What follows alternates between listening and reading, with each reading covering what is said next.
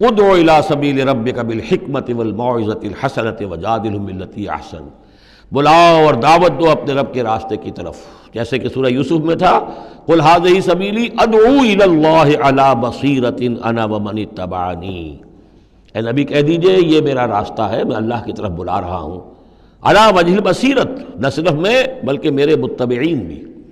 یہاں فرمایا بلاؤ اپنے رب کے راستے کی طرف بالحکمہ، دانائی کے ساتھ، والموعظہ، موعظۃ الحسنہ، اچھے وعظ، اچھی نصیحت، دل میں اتر جانے والی بات،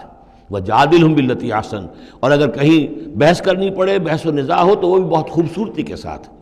ان ربک هو اعلم بمن ضل عن سبیلہ، یقیناً آپ کا رب خوب واقف ہے ان سے کہ جو اس کے راہ سے بھٹک گئے ہیں، وہو اعلم بالمہتدین، اور وہ خوب جانتا ہے ان کو بھی کہ جو ہدایت کی راہ پر ہیں۔ ادع الی سبیل ربک بالحکمۃ والموعظۃ الحسنۃ وجادلھم باللتی احسن۔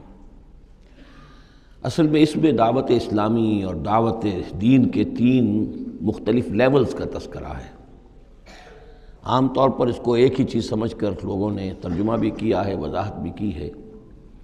لیکن دقت نظر سے جائزہ لیا جائے تو چونکہ انسانوں میں مختلف قسم کے انسان ہیں، تو دعوت و تبلیغ کے بھی اسی اعتبار سے مختلف گوشے کہہ لیجئے، مختلف لیولز کہہ لیجئے۔ مثلا یہ کہ انسانوں میں ایک چھوٹی بڑی ہی مائنیوٹ مائنورٹی ہوتی ہے جن کو ہم انٹیلیجنسیا کہتے ہیں۔ یہ وہ لوگ ہیں کہ جو عقل سے کام لیتے ہیں،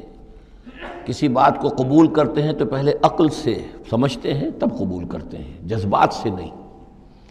اور یہ کہ کسی شے کو رد کرتے ہیں تو دلیل سے کرتے ہیں، اگر قبول کرتے ہیں تو دلیل سے، رد کرتے ہیں تو دلیل سے۔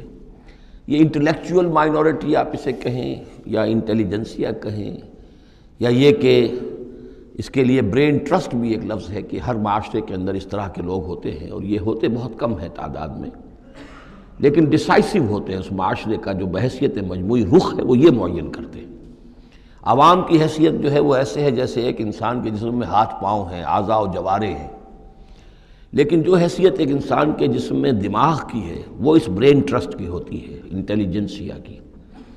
یہ طبقہ جو ہے اس کو دعوت جو دی جائے تو ظاہر بات ہے کہ وہ وعظ سے نہیں، جذباتی نہیں، بالحکمہ، پختہ باتیں، عقلی دلائل، محکم باتیں، وہ حکمت جس کے بارے میں فرمایا گیا وَمَن یُؤْتَ الْحِکْمَةَ فَقَدْ أُوتِیَ خَیْرًا کَثِیرًا، سورہ بقرہ میں ہم پڑھائے ہیں۔ اور وہ حکمت کے جو تین جگہ پر حضور صلی اللہ علیہ وسلم کی جو تعلیم و تربیت ہے اس کے مراحل میں سب سے اونچا مرحلہ بیان ہوا ہے، یتلو علیہم آیاتہ ویزکیہم ویعلمہم الکتاب والحکمہ۔ یہ حکمت جو ہے گہری باتیں، دانائی کی باتیں، عقل کی باتیں، مسلمہ اصول، ان کے حوالے سے یہ سمجھنا کہ کس شے کی اہمیت زیادہ ہے، کس شے کی اہمیت کم ہے، کیا چیز پرائمری امپورٹنس کی ہے، کیا سیکنڈری ہے، ان چیزوں کو جاننے والے لوگ جو ہیں، جو اصول پہچان لیتے ہیں، پھر اصولوں کو منطبق کرنا جانتے ہیں، تو ان کے لیے دعوت جو ہے وہ بھی بہرحال اسی سطح کی ہونی چاہیے کہ وہ دعوت جو ہے دلائل پر، براہین پر۔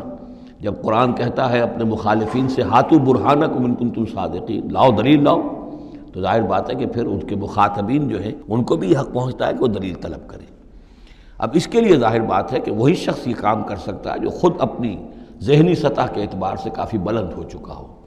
جس کا اپنا شعور بہت پختہ ہو چکا ہو۔ جب تک کہ وہ خود حکیم نہ ہو تو حکمت کے ساتھ دعوت کیسے دے گا؟ لیکن ایک ہے عام سطح لوگوں کی، عام لوگ جو ہیں جن کے دماغوں میں اس طرح کے کوئی فطور نہیں ہوتے، کوئی وہ عقل کی چھلنی لگی ہوئی نہیں ہوتی، ان کے جذبات جو ہے اچھے، اگر جذبات اچھی بات کہی جائے تو جذباتی طور پر بھی اپیل ہو جاتی ہے۔ یوں سمجھیے کہ دل جو ہے ان کے کھلے ہیں، کھلی کتاب کے مانند ہیں، آپ جو چاہیں لکھ دیجئے، جیسے کھلی صاف سلیٹ ہے اس پر آپ نے جو چاہا لکھ دیا۔ ایسے لوگوں کے لیے یہ ہے کہ موعظۃ الحسنہ، ایک بات جو ہے اچھی بات ہو، خلوص سے ساتھ کہی جائے، وہ شخص یہ محسوس کرے کہ جو بات یہ کہہ رہا ہے مجھ پر دھونس نہیں جمانا چاہتا، اپنے علم کا روب نہیں ڈالنا چاہتا، بلکہ یہ در حقیقت میری خیر خواہی کی وجہ سے، مجھ سے نفرت نہیں کرتا، میری تحقیر نہیں کر رہا ہے، جو یہ مجھ سے کہہ رہا ہے وہ خلوص سے کہہ رہا ہے۔ از دل خیزت بر دل ریزت، دل سے بات نکلے گی اور دل پہ جا اترے گی، یہ ہے موعظہ حسنہ۔ عوام الناس کے لیے دعوت جو ہے وہ اس لیول کے اوپر ہوتی ہے، وہ زیادہ عقلی اور منطقی اور بحثیں اور ان کے سامنے فلسفے کی جو ہے وہ کتابیں کھول کر آدمی بیٹھ جائے تو یہ گویا کہ ان پر ظلم ہے۔ یہ ان کے لیے تکلیف ما لا یطاق ہے۔ تو سب سے اوپر کا لیول ہے ادعو الی سبیل ربک بالحکمہ، پھر ہے والموعظۃ الحسنہ عوام کے لیے۔ نمبر 3 وہ ہوتے ہیں کچھ لوگ معاشرے کے اندر کہ جو لوگوں کو گمراہ کرنے پر تلے ہوتے ہیں۔ مثلاً عیسائی مشنریز ہیں، انہیں تو خرچے ملتے ہیں، ان کے تنخواہیں ہیں، ان کے بجٹس ہیں، بڑی بڑی حکومتوں کی طرح کے بجٹ ان کے ہیں، ان کی ٹریننگ اس لیے ہو رہی ہے، انہیں خاص خاص ایشوز کے اوپر ٹرین کر کے بھیجا جاتا ہے مناظرہ کرنے کے لیے۔ قادیانیوں کا نظام ہے، بہائیوں کا نظام ہے، ان کے لیے یہ ہے کہ لوگوں کو ٹریننگ دے کر وہ مجادلے کے لیے، مناظرے کے لیے، بحث کے لیے، اس کے لیے ان کو تیار کیا گیا ہوتا ہے۔ یہ بات مان کر دینے والے نہیں ہوتے۔ آپ خلوص کے ساتھ ان سے بات کریں گے تو وہ در حقیقت وہ تو یوں سمجھیے کہ ادھار کھائے بیٹھے ہوتے ہیں اس پر کہ انہوں نے بات نہیں ماننی، بلکہ یہ کہ لوگوں کو گمراہ کرنا۔ ان کے ساتھ جدال کرنا پڑتا ہے، جو جھگڑنا بھی پڑتا ہے، بحث بھی کرنی پڑے گی۔ لیکن اس بحث میں بھی جو ہمارے ہاں مناظرے کا لفظ آیا ہے، قرآن مجید میں مناظرے کا لفظ نہیں آیا ہے، مجادلے کا لفظ آیا ہے۔ جادلہم، ہاں ان سے جھگڑو، انہیں جواب دینے پڑیں گے ایسے کہ جو انہیں خاموش کر دیں۔ اگر وہ خاموش نہیں ہوں گے تو عوام الناس کے اوپر ان کا اثر ہو جائے گا۔ لیکن اس مجادلے میں بھی تمہارا اپنا اخلاقی معیار برقرار رہنا چاہیے، نیچے نہ اترو، گالم گلوچ پر نہ آ جاؤ، بہت گھٹیا انداز اختیار نہ کر لو، بلکہ جیسے کہا گیا کہ ان کے معبودوں کو گالیاں نہ دینی شروع کر دو، بلکہ یہ کہ ان میں بھی ہمیں آداب، اس کے اندر بھی آداب کو ملحوظ رکھتے ہوئے۔ تو یہ 3 لیولز ہیں، ادعو الی سبیل ربک بالحکمۃ والموعظۃ الحسنۃ وجادلہم باللتی احسن۔